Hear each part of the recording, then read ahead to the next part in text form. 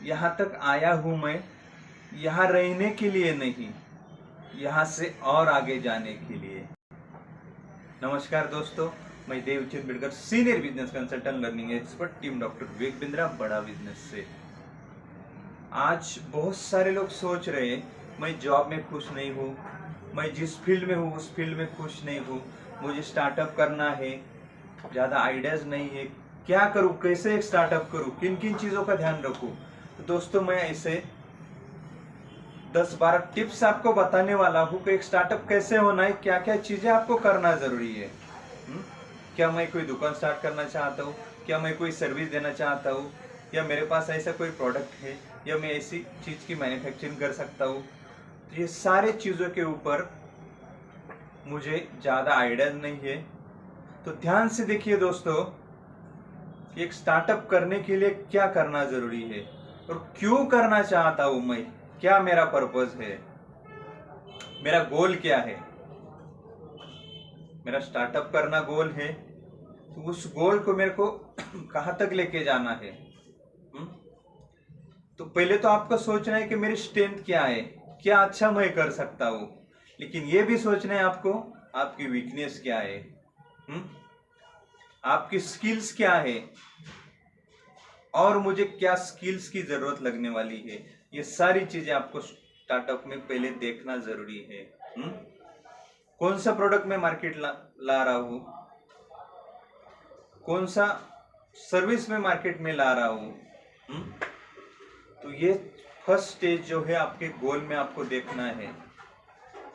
दूसरा स्टेज आता है आपको दुकान सेटअप करना है, ऑफिस सेटअप करना है, या घर से करना है। आपने ऐसी कोई आइडिया डिफाइन कर ली, लेकिन उसको मार्केट में अभी उतारना है। क्या कोई प्रोडक्ट मैंने बनाया है, कोई स्किल मेरे पास है, सर्विस मेरे को देना है। तो उसका सेटअप आप कहाँ से करने वाले हो। उसमें आता है आपका बजट क्या है, आपको एक स्पेसिफिक बजट रखना जरूरी है। दूसरी चीज उसमें से आती है तो वेंडर, मेरा प्रोडक्ट कौन खरीद सकता है, डीलर, डिस्ट्रीब्यूटर, कस्टमर, कौन मेरा कस्टमर है। कोई बच्चा है, या हाई स्कूल से आगे कॉलेज के कोई स्टूडेंट है, या रेगुलर प्रोडक्ट है मेरा हर एक के लिए, या किसी बिजनेसमैन के लिए मेरा प्रोडक्ट है। ऐसी कौन सी कैटेगरी है, या लेडीज के लिए है, या ज्यादा उम्र वाले लोगों के लिए है, किसके लिए मेरा प्रोडक्ट है, मेरा प्रोडक्ट किसके लिए काम कर सकता है, ये आपको पता लगाना है। चौथी चीज आपको आती है प्रायोरिटी मैनेजमेंट, व्यवस्थापन कैसे आप करने वाले हो। पुअर माइंडसेट नहीं रखना है आपको, माइंडसेट एकदम पॉजिटिव रखना है, क्लियर रखना है। सिमिलर टेस्ट आपको करना है।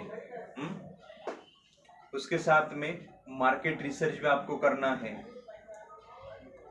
मार्केट का सेगमेंटेशन क्या है, इस बिजनेस में जो मैं कर रहा हूँ उसमें डिसीजन मेकर कौन है, मैं खुद हूँ या मैं किसी के ऊपर डिपेंड हूँ। मेरा कस्टमर कौन है, अगर मेरा कस्टमर एक बच्चा है तो वो अपने फैमिली के ऊपर डिपेंड रहेगा।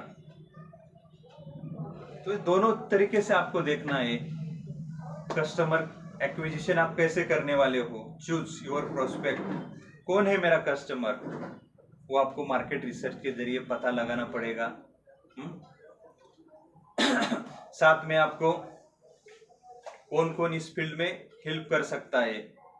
सेल्स अगर मुझे करना है, सर्विस किसी को देना है, तो सेल्स साइकिल मेरी कैसे चलेगी, मैप प्रोसेस, किन जगह मैं ये सेल्स सर्विस प्रोडक्ट दे रहा हूँ,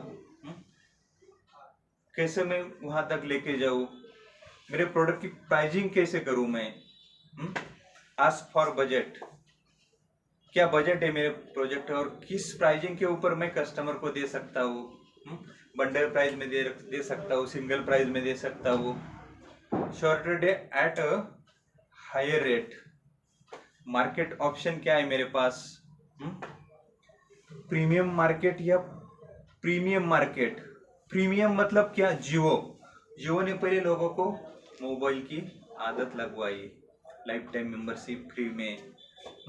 फिर धीरे धीरे लोगों को आदत लग गई, आज बढ़िया पैसा भी लोग दे रहे, बड़ा बड़ा रिचार्ज करते हैं लोग। हर एक घर में मान लो 2-4 लोग हैं, 4 सिम उनके पास है, तो ज़्यादा भी नहीं तो कम से कम 1.5 GB हर कोई यूज कर रहा है। 240-41 रुपए का जा रहा है, यानी 250 के करीब मोबाइल के ऊपर जा रहा है। तो 4 लोग हैं तो एक घर में 1000 जा रहे हैं, तो एक गांव में कितना जा रहा है, सिटी में कितना जा रहा है, क्या मार्केट बनाए उन्होंने। तो ऐसा कुछ मैं क्या करने वाला हूँ, मेरा एवरेज रेवेन्यू क्या बन सकता है, मेरे बिजनेस को डेवलप करने में फ्रेंचाइजी मॉडल में मैं जा सकता हूँ या अकेले कर सकता हूँ। अलग अलग टाइप्स क्या हो सकते हैं। स्वामी विवेकानंद जी कहते हैं, तब तक लगे रहो जब तक तुम जो चाहते वो पा न सको, तब तक लगे रहो। निगोशिएशन में कैसे कर सकता हूँ, डाउट स्टे साइलेंट। अगर आपको निगोशिएशन करने में या कोई कस्टमर आपका ऑब्जेक्शन आपको देता है तो स्टे साइलेंट, साइलेंट रहना है, आपको सोच विचार करना है। नो ओवर कमेंट, अगर आप किसी सर्विस को प्रोडक्ट को आप दे रहे हो तो ओवर कमेंट मत करना है।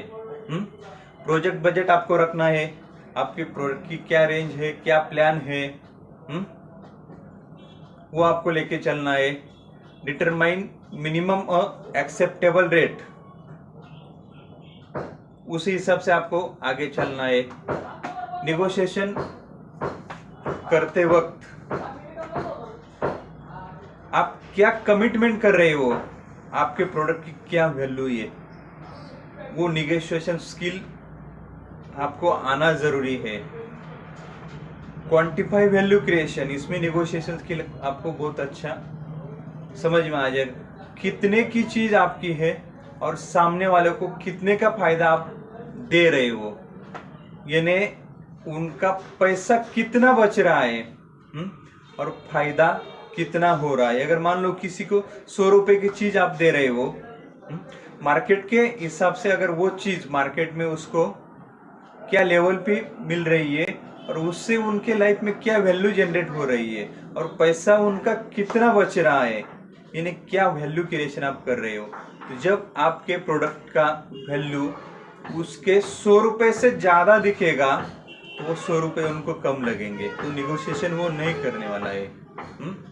टाइम उसका, उस प्रोडक्ट में टाइम कितना बचा, उस प्रोडक्ट को गणित लगा के उसको समझाओ, क्या उसको बेनिफिट हो रहा है, नंबर्स में काउंट करके दिखाओ। अगर आपके बिजनेस में अभी अच्छा लेवल पे आपने स्टार्ट किया, धीरे धीरे आपने मार्केट कैप्चर कर लिया, तो आपको अभी अगर किसी को डीलर को, डिस्ट्रीब्यूटर को नेटवर्क क्रिएट करना है तो पहले आपको पेपर वर्क कर लो, कॉन्ट्रैक्ट साइन कर लो।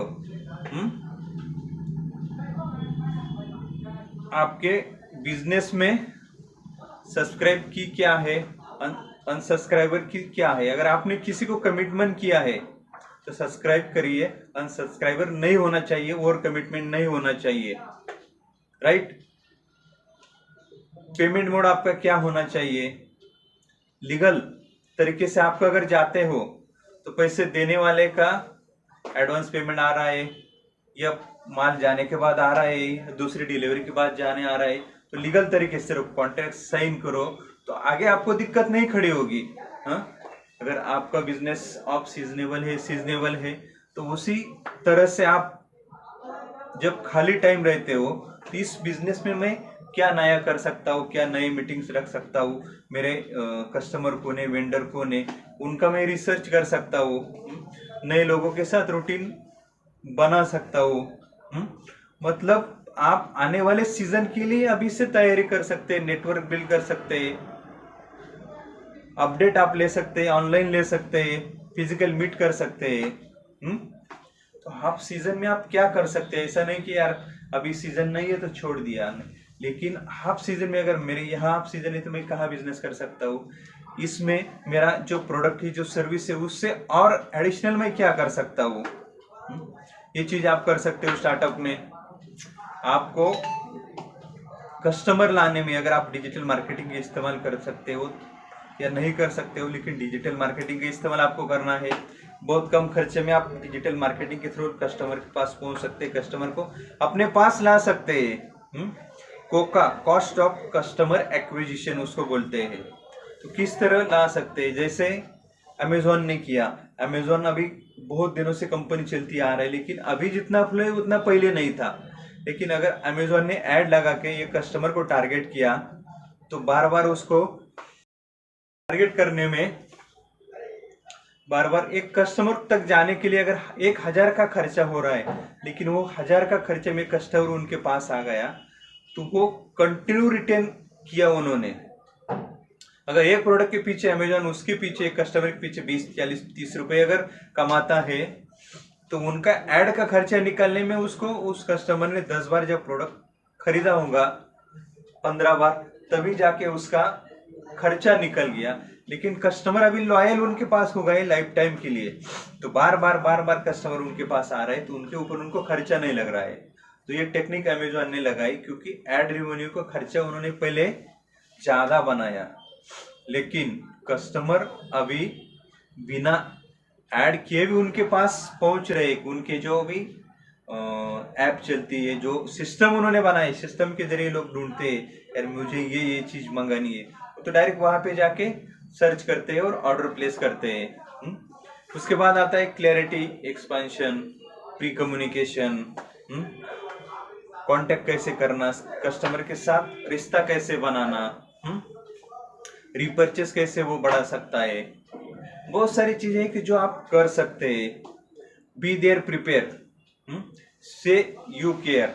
अगर कस्टमर बोलता है हाँ यार आपकी सर्विस बहुत अच्छी है, नहीं यार हम आपके लिए दे रहे हैं, हम आपकी केयर कर रहे हैं, मतलब कस्टमर को लगना चाहिए, वो फीलिंग दो, अरे वाह, positive behaviour, building a trust. तो अभी आपका बिजनेस अच्छे लेवल पे अगर चल रहा है, तो अभी आपको आगे नेक्स्ट मार्केट में अगर जाना है, तो आप डायरेक्ट किसी मार्केट में मत कूद जाओ, पेरी से स्टार्ट करना चाहिए। पेरी क्या होता है, जैसा अमूल ने किया है। अगर दिल्ली में उनको प्रोडक्ट घुसा नहीं, तो वो डायरेक्ट मार्केट के अंदर नहीं कूद जाएंगे। दिल्ली के एक छोटे हिस्से से उन्होंने स्टार्ट किया, धीरे धीरे करके आज उन्होंने पूरा दिल्ली के मार्केट कैप किया है। तो धीरे धीरे कम बजट में, कम खर्चे में, कम स्टाफ में आप शुरुआत करके धीरे धीरे आगे जा सकते हैं। तो जो कंपटीशन है उसका कोई असर नहीं होगा। एक कोने से आप स्टार्ट करो, धीरे धीरे कैप्चर करो। तो पेरी मार्केट उसको बोलते हैं। अगर किसी को आपको बिजनेस में क्रेडिट देना है, तो क्रेडिट विजिबिलिटी क्या होनी चाहिए, आपका लोकल मार्केट क्या है, कितने समय के लिए, कितने का प्रोडक्ट है, ये सारी चीजें आप कर सकते हैं धीरे धीरे अपने बिजनेस में।